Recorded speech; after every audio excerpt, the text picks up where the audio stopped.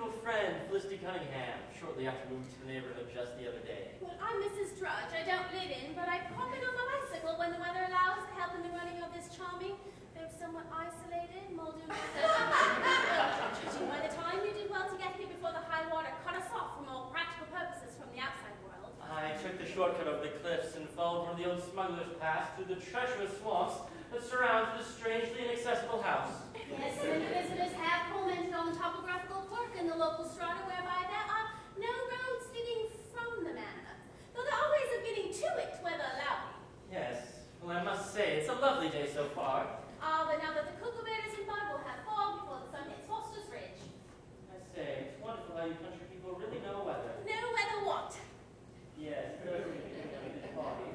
Oh, the fog is very treacherous around here. It rolls off the sea without warning, shrouding the cliffs in a deadly mantle of blind man's bluff. Yes, I've heard it said. I've known whole weekends from Muldoon Manor, as this lovely old house is called, may have well have been floating on pack ice for all the good it would have done phoning the police. It was on such a weekend as this that Lord Albert Muldoon, who had lately brought his beautiful bride back to the home of his ancestors, went out for a walk on the cliffs, and his body was never found. Yes, indeed. Poor Cynthia. His name was Albert. Yes, indeed. Poor Albert. But tell me, is Lady Muldoon about? Oh, I believe she's playing tennis on the lawn with Felicity Cunningham. Felicity Cunningham. A mutual friend, I believe you said.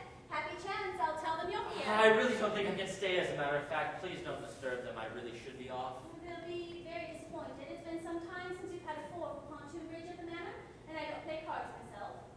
There's another guest, then. Oh, Major Magnus, the crippled half-brother of Lord Muldoon, who turned up en route from Canada just the other day.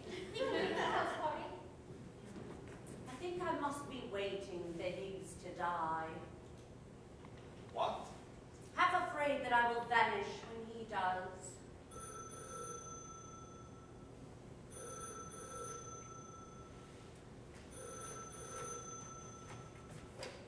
Hello?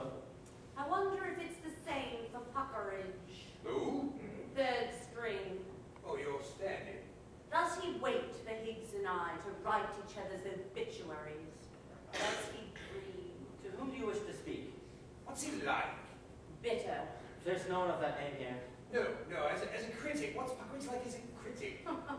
Nobody knows. You must have the wrong number. There's always been me and Higgs. Simon Gascon. It's not him. What?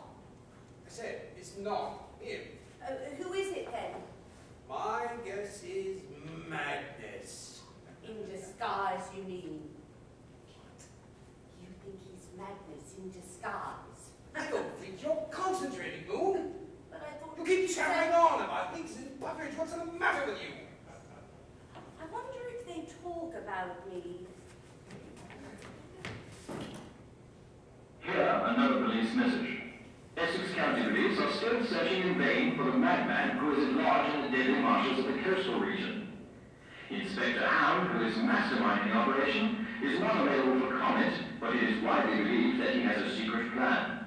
Meanwhile, police and volunteers are combing the swamps with megaphones, shouting, "Don't be a madman, give yourself up." That is the end of the police message. Oh, yes. Yes, I should think my name is seldom off Puckeridge's lips. Yes. Sad, really. I mean, it's no life at all, the stand-in. Ah, revenge, of course.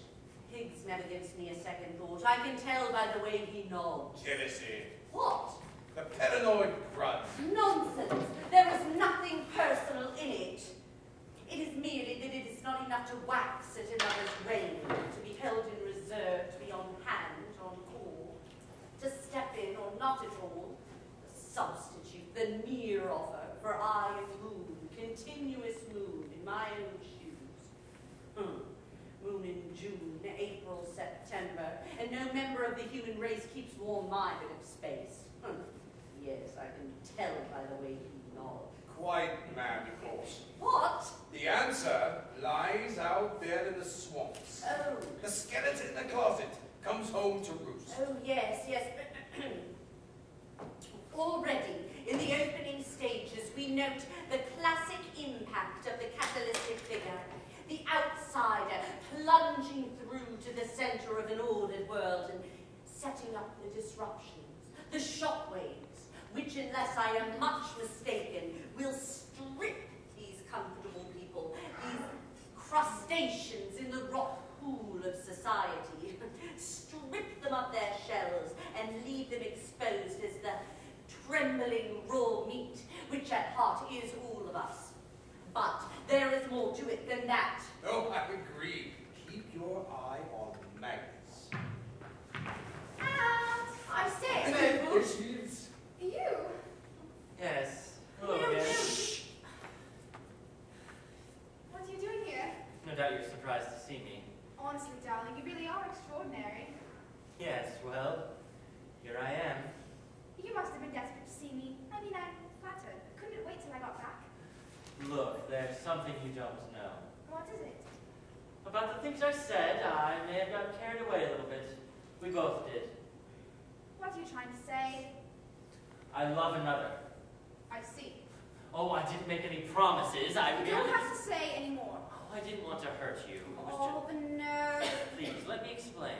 This is hardly the time and place. You think you can barge it anywhere, whatever I happen to be doing. Listen, I want you to know that my admiration for you is sincere. I don't want you to think that I didn't mean the things that I said. I'll kill you for this, Simon Gasco. It was her. Yes, I told you the story through the door. No, I mean it. Oh! Yes? What is it? I've come to set the card table, sir. I really can't stay for a game of cards. Oh, they will be very disappointed. Do they know I'm here? Yes, I just told Lady Cynthia and put her quite a tizzy. Really? Well, I suppose now that I've cleared the air. Quite a tizzy, you say, really? Felicity, she's the one. No nonsense, red herring. I mean, it was her. What one? The lady I saw you with last night.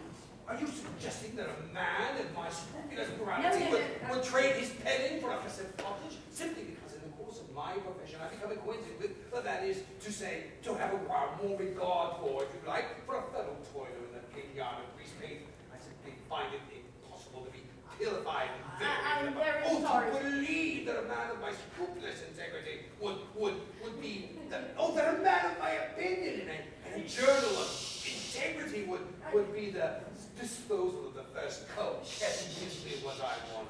Oh, a lady's man. My Myrtle and I have been together since